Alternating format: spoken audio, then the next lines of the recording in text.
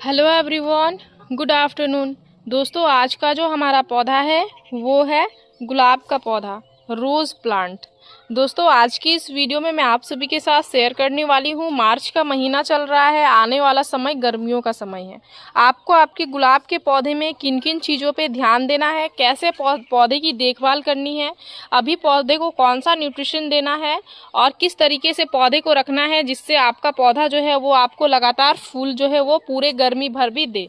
वैसे आने वाला जो गर्मी है दोस्तों, ये धीरे धीरे बहुत ज़्यादा अगर गर्मी होगी तो धीरे धीरे गुलाब में फ्लावरिंग होना बंद हो जाएंगी। हमारे यहाँ पे तो लगभग बंद ही हो जाती है दोस्तों। सालों ही भर मुझे गुलाब से बिल्कुल भी फ्लावरिंग नहीं मिलती है। कुछ कुछ जो पौधे होते हैं वो थोड़े ज़्यादा अच्छे होते हैं, हेल्दी होते हैं, वो जो है दोस्तों थोड़े बहुत एक दो फूल देते हैं, अदरवाइज सभी पौधे डोरमेंसी में चले जाते हैं। अगर आपके पौधे भी हेल्दी हैं तो आप कुछ कामों को अभी कर सकते हो और कुछ न्यूट्रिशन अपने पौधे को दे के तैयार कर सकते हो जिससे आपके पौधे में लगातार ग्रोथ एक्टिव रहे।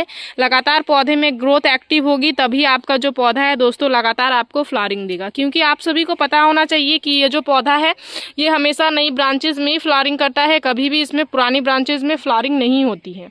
इसलिए हमेशा नई नई सूट्स हमें अपने पौधे से लेनी होती हैं, तभी हम अपने पौधे में अच्छी खासी मात्रा में फूल और कलियां ले पाते हैं। तो आज की इस वीडियो में मैं आप सभी के साथ यही चीज़ें शेयर करने वाली हूं कि कैसे नेचुरल तरीके से आप अपने पौधे को हेल्दी और स्वस्थ बना के रख सकते हो जिससे आपका पौधा आने वाले समय में नई नई सूट्स निकालता रहे और बहुत ही अच्छी खासी मात्रा में आपको फ्लावरिंग देता रहे। तो नमस्ते दोस्तों, मैं हूँ किरण और मैं स्वागत करती हूँ आप सभी का हमारे इस यूट्यूब चैनल छोटी सी बगिया में। तो चलिए दोस्तों, इस वीडियो को स्टार्ट करते हैं और पौधे में क्या करना है उस चीज़ के बारे में मैं आप सभी को बताती हूँ। देख सकते हैं इस पौधे में नीचे से बेसल्स भी निकल रही हैं दोस्तों, यहाँ से भी बेसल्स निकल रही हैं।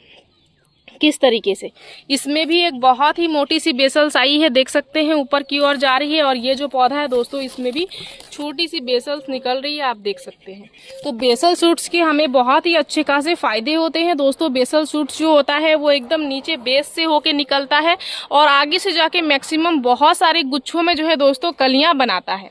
तो इसके यही फायदे होते हैं। इसलिए बेसल सूट्स लेने के लिए आज जो मैं न्यूट्रिशन आप सभी को बता रही हूँ उसका प्रयोग आप कर सकते हो। इससे आपको पौधे में बहुत ही अच्छी खासी मात्रा में बेसल्स मिलेंगी। यहाँ पे भी आप देख सकते हैं किस तरीके से बेसल्स निकल रहे हैं। देखिए, दो दो बेसल्स यहाँ नीचे से निकल रहे हैं और ये एकदम बेसल्स ही है दोस्तों, क्योंकि इसका जो ग्राफ्टिंग नोड है ये देख सकते हैं, ये है इसका ग्राफ्टिंग नोड। और ग्राफ्टिंग नोड से नीचे से जो सूट्स निकलती हैं वो सकर ब्रांच होती हैं। बट ये जो निकल रहा है दोस्तों ये जो बेसल्स है इसी के यहाँ से निकल रहा है। तो इट मीन्स ये भी बेसल्स ही होगा। तो इसको अभी बड़ा होते में थोड़ा सा समय लगेगा दोस्तों।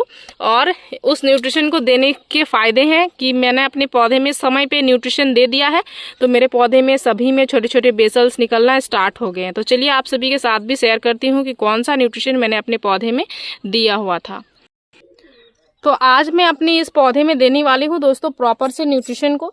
तो इसके लिए सबसे पहले क्या करेंगे, मिट्टी की करेंगे गुड़ाई। हल्की हल्की नमी बनी हुई है, इस तरीके से जब मिट्टी में नमी बनी हुई हो तो आपको किसी भी तरीके का पौधे में पानी नहीं देना होता है, ना ही लिक्विड फर्टिलाइज़र देना होता है। इसलिए इस चीज़ का भी आप विशेष ध्यान दें। साथ ही मैंने अपने पौधे में वर्मी कॉम्पोस्ट का इस्तेमाल कर लिया था दोस्तों कुछ समय पहले ही। देख सकते हैं वर्मी कॉम्पोस्ट से यही फ़ायदे होते हैं कि हमारे पौधे में छोटे छोटे केचुए बन जाते हैं। और केचुए जो होते हैं दोस्तों ये हमारे गमले की मिट्टी को भुरभुरी और इस तरीके से हल्की रखने में बहुत ही अच्छी खासी मदद करते हैं। तो वर्मी कॉम्पोस्ट जो लोग इस्तेमाल नहीं किए हुए हैं वो अभी वर्मी कॉम्पोस्ट का भी इस्तेमाल अपने पौधे में कर सकते हैं। खास करके महीने में एक बार आपको किसी भी तरीके का कॉम्पोस्ट देना ही होता है दोस्तों, उसके बाद ही आप अपने पौधे में न्यूट्रिशन का इस्तेमाल करें। तो उसके बाद हमने गुड़ाई कर लिया हुआ है। गुड़ाई करने के बाद हम लोग अपने पौधे में न्यूट्रिशन देना करेंगे स्टार्ट। तीन चीज़ें जो कि आज मैं आप सभी को बताने वाली हूँ दोस्तों, तीनों ही चीज़ों में से आपको अभी तीनों ही चीज़ों का इस्तेमाल अपने पौधे में करना है। तो ये आ गया सबसे पहला चीज़। ये क्या है दोस्तों, ये है फ्रेश चाय की पत्ती। यहाँ पे मैंने फ्रेश चाय की पत्ती लिया हुआ है। आप चाहो तो उबली हुई सूखी चाय की पत्ती का भी इस्तेमाल कर सकते हो, बट आपको उसको ज़्यादा क्वांटिटी में करना होगा। तो यहाँ पे मैं 1/2 टेबल स्पून ली हुई हूँ। अगर आप उबली हुई सूखी चाय की पत्ती का इस्तेमाल कर रहे हो तो आप जो है दोस्तों 3 से 4 टेबल स्पून ले सकते हो। या 8 इंच का पॉट है, 8 इंच के पॉट के मेजरमेंट से मैं आप सभी को बता रही हूँ।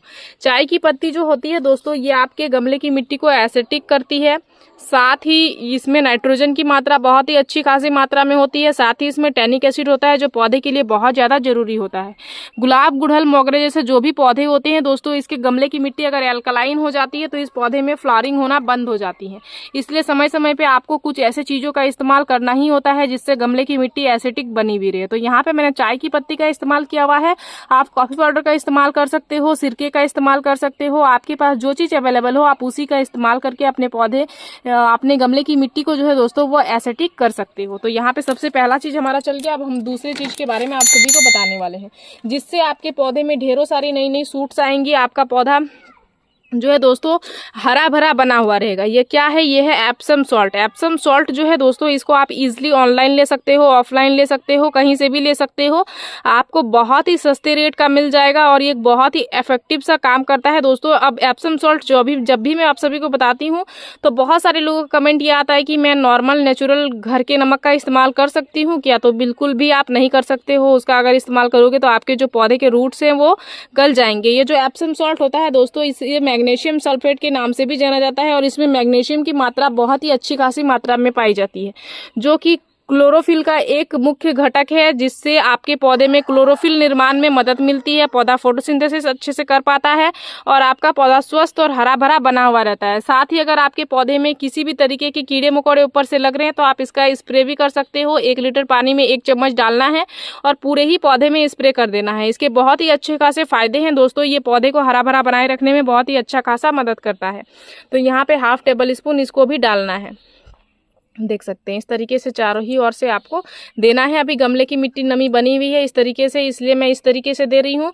अगर आपके गमले की मिट्टी सूखी हुई हो तो आप लिक्विड के फॉर्म पे ही दे, इस चीज़ का भी आप विशेष ध्यान दें। दूसरा चीज़ भी हमने अपने पौधे में डाल दिया है। अब तीसरा चीज़ हम लोग अपने पौधे में डालने जा रहे हैं जो कि बहुत ज़्यादा ज़रूरी है और आने वाले गर्मियों में प्रत्येक महीना आपको इस चीज़ का इस्तेमाल करना ही करना है, क्योंकि आने वाला जो गर्मी है दोस्तों वो पौधे के लिए एक डोरमेंसी पीरियड होगा। उस समय पे आपको आपके पौधे को देना होगा इंसेक्टिसाइड और फंगिसाइड, जिसके लिए मैं यहाँ पे इस्तेमाल कर रही हूँ हल्दी पाउडर का। अगर आप चाहो तो नीम की खली का इस्तेमाल कर सकते हो, साफ फंगिसाइड का इस्तेमाल कर सकते हो, या फिर बेकिंग सोडा का इस्तेमाल कर सकते हो। आपके पास जो चीज़ अवेलेबल हो उसका इस्तेमाल कर सकते हो। जो लोग 1-2 पौधे लगाए हुए हैं उनके किचन में तो हल्दी पाउडर होता ही है, वो सिंपल सा अपने किचन का हल्दी पाउडर उठा ले और 1-1 चम्मच करके प्रत्येक पौधे में इस तरीके से महीने में 1 बार दे दे। खास करके गुलाब के पौधे में महीने में 1 बार इंसेक्टिसाइड फंगिसाइड देना बहुत ज़्यादा जरूरी है। आने वाला जो गर्मी है वो इस पौधे के लिए एक सुस्त अवस्था वाला समय है। इस समय पे अगर आप किसी भी तरीके के इंसेक्टिसाइड फंगिसाइड अपने पौधे को नहीं देते हो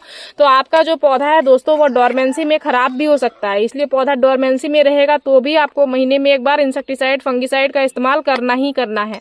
अगर आपके पौधे में फूल और कलियां नहीं बन रही हैं, फ्लावरिंग नहीं हो रही हैं, तो आपको खाद तो अपने पौधे में नहीं देना है, बट इंसेक्टिसाइड का इस्तेमाल आपको करना ही होगा ताकि आपका पौधा स्वस्थ बना हुआ रहे। जब तक पौधा स्वस्थ बना हुआ नहीं रहेगा तब तक फिर नेक्स्ट सीजन आपको आपके पौधे से कैसे फूल और कलियां मिलेंगी, इसलिए इस चीज़ का भी आपको विशेष ध्यान देना है।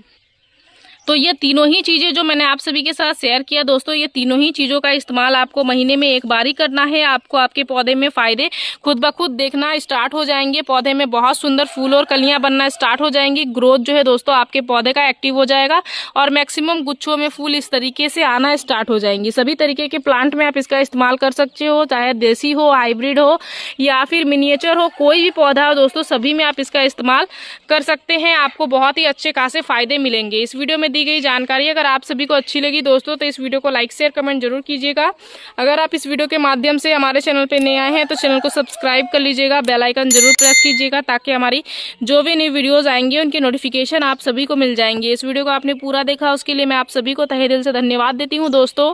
मिलते हैं एक नया वीडियो पे। नमस्कार।